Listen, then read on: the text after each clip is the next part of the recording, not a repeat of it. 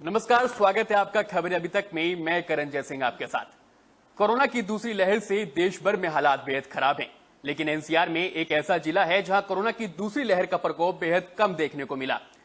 NCR से महज कुछ किलोमीटर दूर हरियाणा के नूंह जिले में कोरोना की दूसरी लहर का प्रकोप कम देखने को मिला, लेकिन जिला उपायुक्त की क्या कुछ चुनौतियां थी और उन चुनौतियों पर क्या कुछ तैयारियों के साथ काम किया गया, इस पर ज्यादा बातचीत करने के लिए नूंह जिले के उपायुक्त धीरेन्द्र खड़गटा हमारे साथ हैं। धीरेन्द्र जी, बहुत स्वागत है आपका खबर अभी तक में। सर, कोरोना काल हम सबके लिए एक बहुत चुनौतियों भरा समय रहा, लेकिन एक उपायुक्त के तौर पर सबसे बड़ी जिम्मेदारी आपके ऊपर थी, जिन पर हर व्यवस्थाओं पर बेहद बारीकी से काम करना होता है।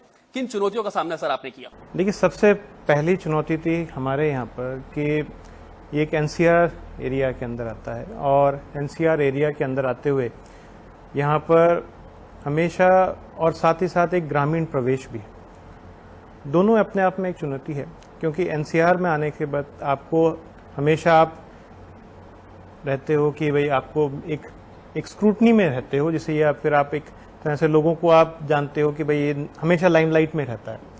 साथ ही साथ ग्रामीण प्रवेश में यह है कि वहाँ पर चुनौतियाँ बहुत हैं। अपने प्रशासन की पकड़ बनाना, अपने प्रशासन, अपने जो टीम है वहाँ पर करना, ये एक चुनौतीपूर्ण रहता है। खासकर कोविड के अंदर पहले भी यहाँ पर जो मेरे से पहले है हमने कोविड 1 के अंदर भी जनता ने काफ़ी सहयोग दिया। यहाँ की जनता को आप जैसे हम एक सहयोग की अपील करते हैं, तो उन्होंने सहयोग उनकी तरफ से बड़ा अच्छा रहा। बिना सहयोग से कोई काबू नहीं। तो जब उन्होंने सहयोग दिया, हमारी तरफ से भी पूरी हमने कोशिश की, हमारे प्रशासन के द्वारा, हमारे मेडिकल टीम के द्वारा, हमारे सभी पुलिस प्रशासन के द्वारा, कि हम इसको शांतिपूर्ण लॉकडाउन रहे, कोई भी तरह का कोई उन्माद ना रहे, लोगों में ये रहे कि भाई उनकी जो हेल्थ व्यवस्था है उसके लिए हम निरंतर ध्यान रखते रहे। ये सारा हमारा प्रवेश था। हाँ सर, पहली लहर आई थी, फिर दूसरी लहर आई, लेकिन परिस्थितियां दोनों लहर में काफी अलग बनी। पहली लहर पर काफी हद तक काबू पा लिया गया था, लेकिन दूसरी लहर में चुनौतियां काफी अलग थी, क्योंकि स्थितियां काफी अलग थी। तो जो तैयारी आपके द्वारा की गई पहली लहर में और दूसरी लहर में, क्या कुछ अलग करना पड़ा आपको? देखिए, पहली लहर में मैं नहीं था, लेकिन यहाँ पर काफी तरह से लोगों का सहयोग था उस समय, और इसकी लहर में दोनों में एक डिफरेंस था कि पहले हमारे को आइसोलेशन सेंटर बनाने थे, लोगों को एक जगह इकट्ठा करने थे जिनको भी पॉजिटिव हुआ है। इस वाली लहर के अंदर ऑक्सीजन बेड और आईसीयू बेड, इनकी बहुत डिमांड थी। हमारे यहाँ नल्हड़ मेडिकल कॉलेज और हमारा मांडीखेड़ा सिविल हॉस्पिटल है, जो कि सरकारी में कोविड का बेड्स वहाँ पर अवेलेबल है। दुर्भाग्य की बात है कि हमारे यहाँ प्राइवेट हॉस्पिटल इतने नहीं है, और ना ही उन्होंने कोविड के अंदर आगे आपके अपनी तरफ से कोई उन्होंने कोविड में क्योंकि उनके पास व्यवस्था इतनी नहीं है, इसलिए से उन्होंने नहीं कर पाए। हमारा मुख्य चैनल था कि हम इन दोनों हॉस्पिटल्स को और साथ में जो मेडिकल कॉलेज है, इसको कैसे हम तैयार करें, कैसे हम इसमें रहें। तो सबसे पहले हमने यही रखा कि हमारा जो मेडिकल कॉलेज है उसके अंदर हमने चैलेंजेस थे कि वहाँ पर कुछ टैंक नहीं था जिसके कारण ऑक्सीजन स्टोर किया, तो हमारे को ज़्यादातर निर्भरता हमारा ऑक्सीजन सिलेंडर्स पे था। लगातार हमने हेडक्वार्टर से संपर्क किया, हेडक्वार्टर वालों ने भी हमारा बहुत साथ दिया, निरंतर हमारा साथ दिया गया, और मैं शुक्रगुजार रहूँगा कि हमारे सीनियर्स का, जिन्हों की वजह से हम कई समय तक यहाँ पर जाने बचाते रहे। और हमने अपना जो आईसीयू बेड्स है हमने 16 से 31 किया, जिससे कि क्रिटिकल केयर में जो भी बंदा आता है उसको हमने वहाँ पर दिया। इसी तरह से हमारा जो ऑक्सीजन बेड्स है उनकी भी हमने धीरे धीरे कैपेसिटी बढ़ाई। इसी तरह से मांडीखेड़ा हॉस्पिटल के अंदर भी, क्योंकि ये ग्रामीण प्रवेश में आता है, काफ़ी जैसे फिरोजपुर जिरका है, पुन्हाना है, यहाँ के जो व्यक्ति हैं, यहाँ के जो निवासी हैं, वो उनके लिए पास में वही रहता है। तो इसी को ध्यान में रखते हुए हमने उसकी भी कैपेसिटी बढ़ाई, और हमने उसकी कैपेसिटी बढ़ाने के साथ साथ हमने वहाँ पर एक ऑक्सीजन जनरेटिंग प्लांट लगाया, जिससे कि 6 बेड का एक आईसीयू तैयार हो गया। ताकि आईसीयू में सबसे बड़ा ये सहयोग मिल गया हमें कि वहाँ पर जैसे ही कोई पेशेंट आता है तो उसको जो क्रिटिकल केयर में जो चाहिए वो मिल गया। हमने ऑक्सीजन बेड की भी संख्या बढ़ाई। हमारे जो ऑक्सीजन बेड लगभग 20 के आसपास थे, उसको बढ़ा के हमने लगभग अब उसमें 60 के करीब वहाँ पर ऑक्सीजन बेड बढ़ा दी। हमने ऑक्सीजन पॉइंट भी बढ़ाया, और एनएचएआई के सहयोग से हमारे को गवर्नमेंट ऑफ इंडिया के सहयोग से वहाँ पर एक PSA प्लांट भी तैयार हो। इसी तरह से हमने बहुत सारे जो CSR के अंदर इनिशिएटिव्स भी लिए, जिसमें कई जो हमारी कंपनीज हैं जिन्होंने CSR इनिशिएटिव्स लेते हुए CHC ताड़ू भी हमने चालू किया, 50 बेड का वहाँ पर भी चालू किया। इसी तरह से CHC नूह में भी चालू किया, और हम पुन्हाना और पिनगुआ, ये दोनों और है, इनको भी हम CSR के और जो गवर्नमेंट के एफर्ट्स हैं इनकी तरफ से इनको तैयार कर रहे हैं। हाँ सर, ऑक्सीजन की आप बात कर रहे थे, कोई ग्रामीण क्षेत्र काफी पड़ता है, ऑक्सीजन को लेकर पूरे देश भर में अलग अलग तस्वीरें सामने आई, कई लोगों को जान भी गंवानी पड़ी। नूह में क्या स्थिति थी और अब उस पर क्या कुछ तैयारी की जा रही है? देखिए, नूह में हमेशा यहाँ पर केसेस इतने ज्यादा नहीं आते। एक तो यहाँ पर पॉजिटिविटी रेट लगभग स्टेट का कम रहता है, सबसे कम में है। लेकिन हमारे पास एक चैलेंज ये था कि हमारे पास जो भी केसेस आता उसको क्रिटिकल केयर बहुत ज़्यादा थी, क्योंकि लोगों का एक हिचक थी कि अपने घर से बाहर निकल के डॉक्टरों को दिखाने का। हमने उलेमाओं की जितनी भी मदद ली, हमने उलेमाओं की मदद ली, उन लोगों को जागरूक किया, और जागरूक करने के बाद लोगों में एक विश्वास दिलवाया कि हम, आपका अगर तबीयत खराब है तो आप तुरंत अपने नज़दीकी डॉक्टर को संपर्क करें, PHC CHC में दिखाएं, और फिर अगर आपकी तबीयत बिगड़ती है तो आप तुरंत हमारे मेडिकल कॉलेज में आए।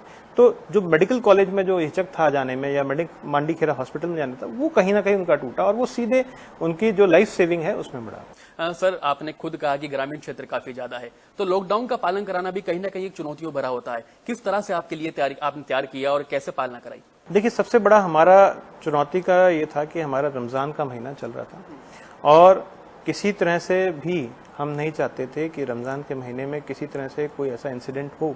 तो हमने सभी उलेमाओं को बुलाया, उलेमाओं को बुला के जितने भी और धार्मिक लोग थे उन सबको बुलाया, यहाँ के सामाजिक कार्यकर्ता थे उनको भी हमारे साथ में दिया, और स्टार्टिंग में ही हमने उनको एक उनसे वार्तालाप किया, उनको कॉन्फिडेंस में लेके हमने लोगों तक एक मैसेज पहुँचाया, मस्जिदों से सबसे हमने मैसेज पहुँचाया कि आपको घर में ही रहना है, जितने भी नौजवान बच्चे हैं उनको भी घर में रखना है, क्योंकि इसमें आप देख रहे हैं कि काफ़ी नौजवान लोगों की मौतें हुई हैं। तो हमने यही अपना एक रखा, और हमने इसमें जो पब्लिक रिप्रेजेंटेटिव थे उनको भी हमने साथ में लेके एक अपील की कि अपने घरों में रहें। बहुत हद तक हमारी ये अपील कामयाब रही, और आप देखेंगे कि ईद बड़ी अच्छी मनाई गई। यहाँ पर लोगों ने नमाज अपने घरों में ही अदा की, और सभी मस्जिदों में केवल 11 बंदे ही जो जाके, या कुछ लोग ही जाके वहाँ पर नमाज अदा करके आए, जो कि एक रस्म की रवाज थी। साथ ही साथ यहाँ पर किसी तरह का कोई धार्मिक उन्माद नहीं रहा, किसी तरह का मतलब लोगों ने काफ़ी साथ दिया हमारे को, और ये सभी था कि लोगों को जब हमने जागरूक किया तो सर, लॉकडाउन की क्योंकि बात हो रही है, क्या लॉकडाउन से पहले आपने बताया कि पॉजिटिविटी रेट जो है वो नूह में काफी कम है, क्या लॉकडाउन से भी बेनिफिट मिला उसका? देखिए, लॉकडाउन से सरकार के जो कदम थे इनसे काफ़ी मदद मिला। हमारे जो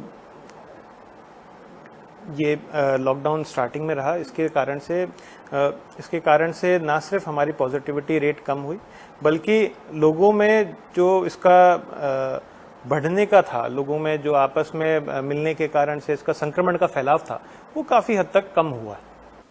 सर, और किस तरह के प्रयास किए गए? अगर बात करें, कुछ लोग ऐसे भी हैं, एक तबका ऐसा भी है जो कोरोना को नहीं मानता है कि कोरोना कोई जैसी बीमारी नहीं है, और अधिकतर ग्रामीण क्षेत्रों में ऐसा देखने को जरूर मिला है। क्या ऐसे लोगों को जागरूक किया गया, क्या समझाया गया?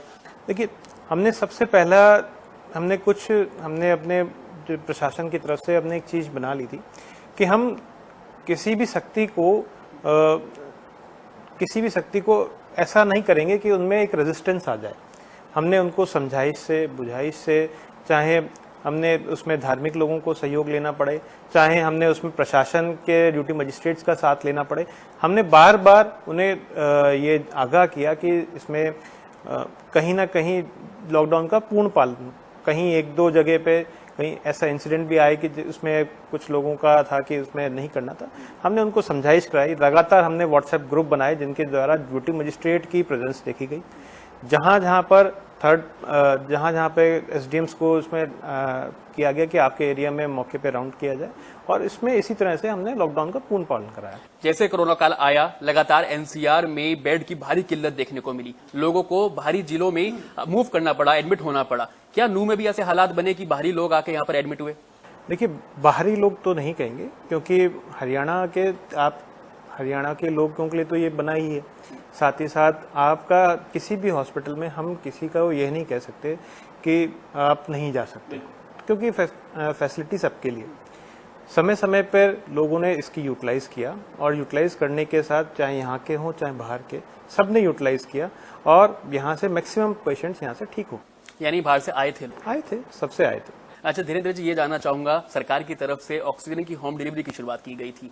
नूंह में किस तरह के हालात हैं, कितने आवेदन आए और कितनों को ऑक्सीजन पहुंचाई गई? मैं सबसे पहले माननीय मुख्यमंत्री जी का इसमें धन्यवाद देना चाहूँगा कि उनकी तरफ से एक बड़ी अच्छी सोच की गई कि हम होम डिलीवरी का एक कॉन्सेप्ट उनकी तरफ से सोचा गया, और इसी के वजह से, और उन्होंने एक पर्टिकुलर कोटा इसमें दिया। पर्टिकुलर कोटा के कारण से एक इंश्योर हो गया था कि हम ये कोटा होम डिलीवरी पर करवाना है। इसके कारण से हम घर घर जाकर, जो ऐसे लोग थे जो बीमार थे, जिनको ऑक्सीजन नहीं थी, उन्होंने अपनी रिक्वेस्ट डाली, और उनकी रिक्वेस्ट पे हम तुरंत 2 घंटे के अंदर, चाहे हमारे एम्बुलेंस के द्वारा हो, चाहे जो हमारी पुलिस के द्वारा हो, इन्होंने 2 घंटे के अंदर उसकी डिलीवरी कराई। लगभग 100 ऐसी एप्लीकेशन जो शहीद पाई गई, उनको हमने होम डिलीवरी कराई, और इसके कारण से कई ऐसी जानें हमने बचाई।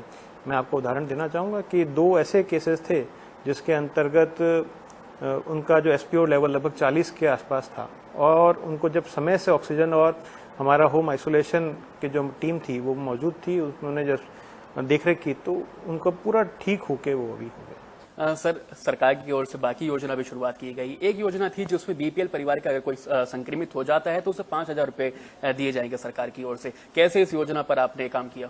देखिए, ये योजना, इसमें मुख्य यही है कि जितने भी BPL परिवार हैं उनको एक मुश्त इसमें राशि दी जाएगी, और जो भी कोरोना संक्रमित है उनको इसमें दिया जाएगा, होम आइसोलेशन में हो उनको दिया जाएगा। तो ये हमारी तरफ से जितने भी हमारे ऐसे होम आइसोलेशन के पेशेंट्स हैं, साथ ही साथ इसमें एक और योजना है जिसमें भी कोई प्राइवेट हॉस्पिटल में भी आता है, और उसको 1,000 रुपये पर डे के हिसाब से प्राइवेट हॉस्पिटल को दिया जाए, ताकि कहीं ना कहीं उसको एक आर्थिक मदद मिल सके, सहायता मिल सके।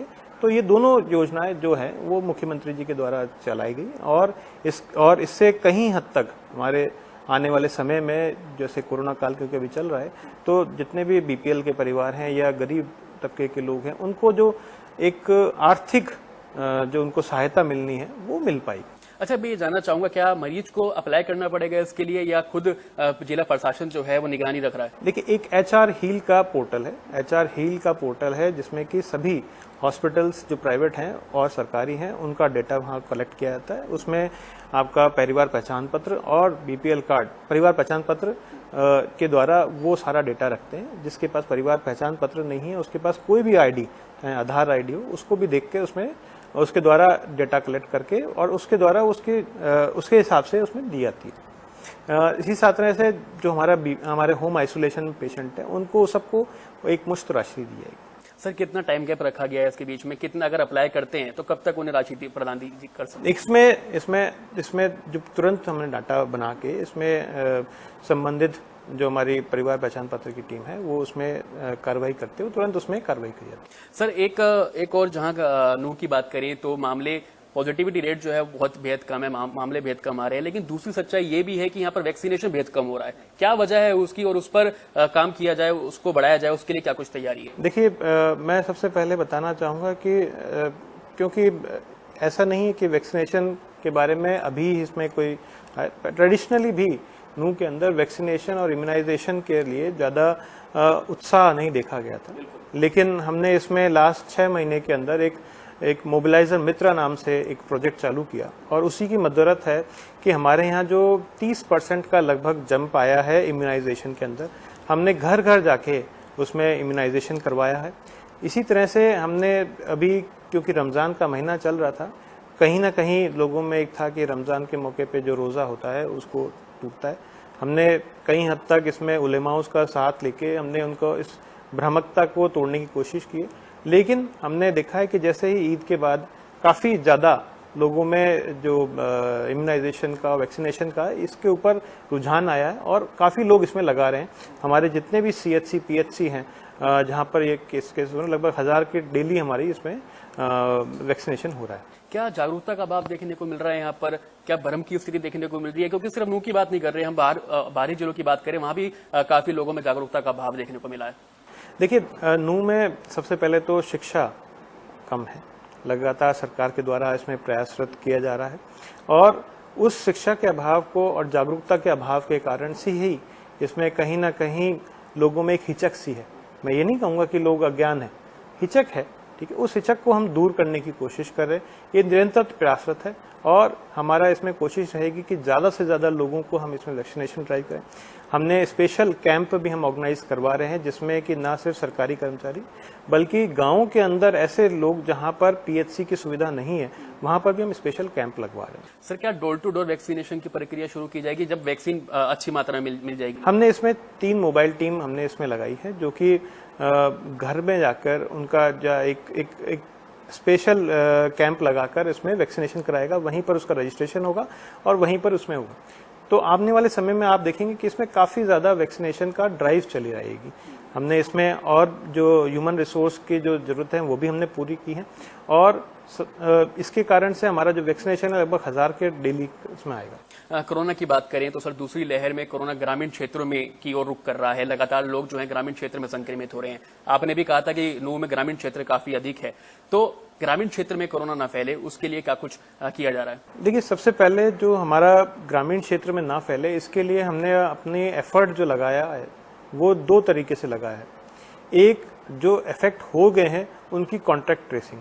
मैं बताना चाहूँगा कि नूह के अंदर जो कॉन्टैक्ट ट्रेसिंग है काफ़ी समय से अच्छा काम कर रही है, और लगभग हम स्टेट में नंबर 1 है, जिसके कारण से हम पर ट्रेसिंग के ऊपर लगभग 10 आदमियों को हम इसमें ट्रेस करते हैं।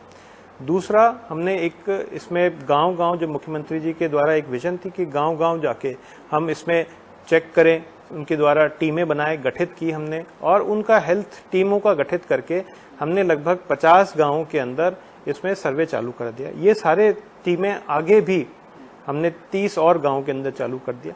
तो जितने भी हमारे गाँव हैं उन सबको ये कंप्लीट करेगी, और जहाँ जहाँ हमने मुख्यतः सबसे बड़े गांव जो लिए हैं जहां पर सबसे ज्यादा केसेस हैं, उनके बाद हम बाकी जो गांवों के अंदर वो भी सर, सोशल मीडिया का जमाना है और लोग जो है सोशल मीडिया के माध्यम से शिकायतें करते हैं। जाहिर तौर पर आपके पास भी काफी सारी शिकायतें आई होंगी। कैसे आपकी टीम उस पर रिएक्ट करती है और कितनी देर में सोशल मीडिया पर शिकायत प्राप्त होती है तो कार्रवाई की जाती है उसमें? देखिए, मैं खुद भी सोशल मीडिया पे एक्टिव रहता हूँ, मैं खुद भी अपने ट्विटर हैंडल और फेसबुक को देखता हूँ। साथ ही साथ मेरा जो डिस्ट्रिक्ट लेवल का जो ऑफिशियल ट्विटर हैंडल है और फेसबुक है, उसको भी मैं देखता रहता हूँ निरंतर, कई समय से निरंतर, क्योंकि लोग अपनी शिकायतें कि मैं किसी न किसी लेवल पे हमको ट्वीट कर देते थे, तो उसमें हम तुरंत ही मौके पे उनका रीट्वीट करके या उनका रिप्लाई देके जिला प्रशासन के द्वारा उनकी तरफ जो सजगता है वो जाहिर करते हैं।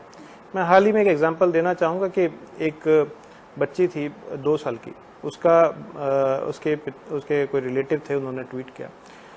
हमने तुरंत संज्ञान लेते हुए उसको हॉस्पिटल में एडमिट कराया, एम्बुलेंस की व्यवस्था करवाई और हॉस्पिटल में एडमिट करवाया, और अभी उसका नल्हड़ मेडिकल कॉलेज में इलाज चल रहा है। सर, ऐसी खबरें भी सामने आ रही हैं कि नूह में टेस्टिंग बेहद कम हो रही है। ग्रामीण क्षेत्र में लोग बीमार हैं, लोगों को सिम्टम्स हैं, लेकिन वो टेस्ट कराने से डर रहे हैं। क्या टेस्टिंग के लेकर क्या कुछ तैयारी है आपकी, और टेस्टिंग बढ़ाई जाए क्योंकि ग्रामीण क्षेत्र में कोरोना फैल रहा है, उसके लिए क्या कुछ तैयारी कर रहे हैं? देखिए, ग्रामीण क्षेत्रों में हमारे यहाँ पॉजिटिविटी रेट अभी लगभग कम है, लेकिन हमने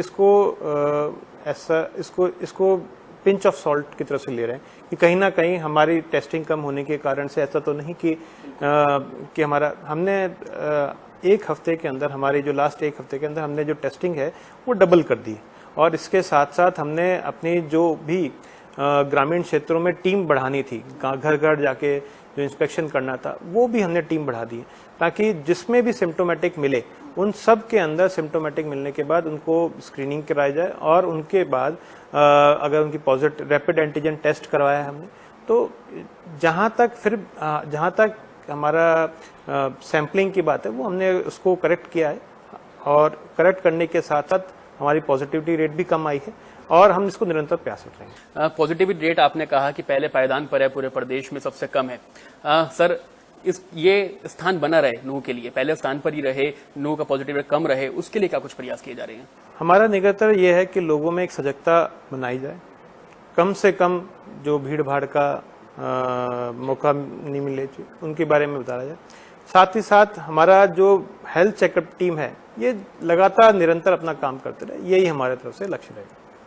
सर, कोरोना की तीसरी लहर की संभावना जताई जा रही है। दूसरी लहर का कोराम तो हम देख ही रहे हैं, लगातार चारों तरफ हाहाकार है। तीसरी लहर की क्या कुछ तैयारी है, क्योंकि ये कहा जा रहा है कि उसमें बच्चों को प्रभावित कर सकती है, जो लोग संक्रमित नहीं हुए अभी तक उनको प्रभावित कर सकती है, उसके लिए क्या कुछ तैयारी है? देखिए, इसके लिए सबसे पहले हमने 3 लेवल पे स्ट्रेटेजी अपनाई है। एक, हमने जो हमारा क्रिटिकल केयर है जैसे मेडिकल कॉलेज, उसके अंदर हम जो नियोनेटल और जो बच्चों से संबंधित पीडियाट्रिशियन वार्ड है उसको स्टैब्लिश करके, उसमें स्टैब्लिश तो है, उसको सुदृढ़ करेंगे। साथ ही साथ जो ह्यूमन रिसोर्स वहाँ चाहिए वहाँ पर मौजूद कराएंगे। इसी के साथ साथ जो हमारा सिविल हॉस्पिटल है इसके अंदर भी हमारे बच्चों से संबंधित जितने भी फैसिलिटीज़ हैं उनको तैयार करेंगे। साथ ही साथ हमारे जो सब हेल्थ सेंटर्स हैं हमारे, उनकी संख्या हम बढ़ाने जा रहे हैं। साथ ही साथ जो उसमें ह्यूमन रिसोर्स है उनको भी बढ़ाने जा रहे हैं।